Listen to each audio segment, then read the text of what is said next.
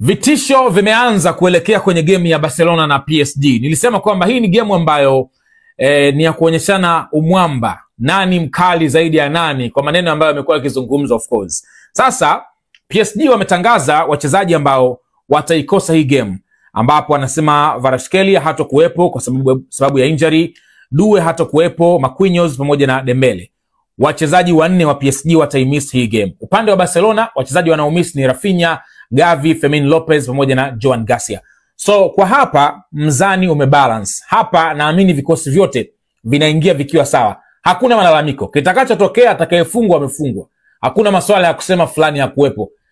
PSG wana miss key players, Barcelona pia wana miss key players. Kwa hiyo ngoma draw. Tukutane kesho.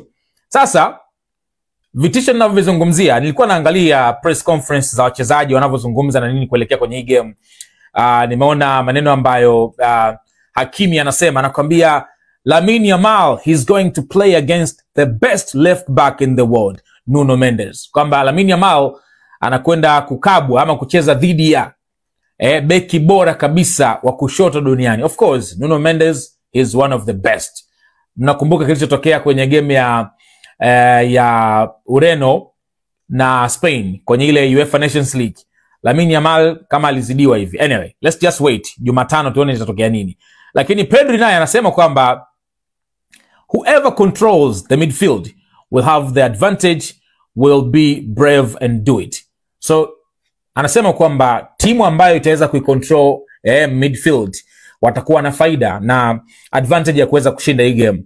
Na kwa upande wa Barcelona, Pedri kama brain ya midfield ya Barcelona anasema kwamba watajitahidi kuwa hodari na kuweza kucontrol midfield. So let's just wait, kwa sababu the pressure increase, the pressure decrease. Au sio bwana? Let's just wait man. It's going down tomorrow saa 4 kamili usiku. Hii ni game ambayo Luis Enrique anarudi nyumbani. Yule ni mwana Barcelona kabisa, lakini hapa kesi ya Luis Enrique inaweka pembeni.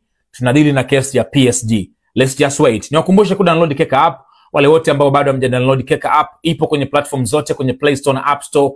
Make sure una Keka app kama uko serious na mambo ya kuwekeza kwenye mikeka na vitu vingine. Huku kuna matipstar wanaotengeneza mikeka ya uhakika, mikeka ambayo una possibility kubwa ya kushinda, na uache kulio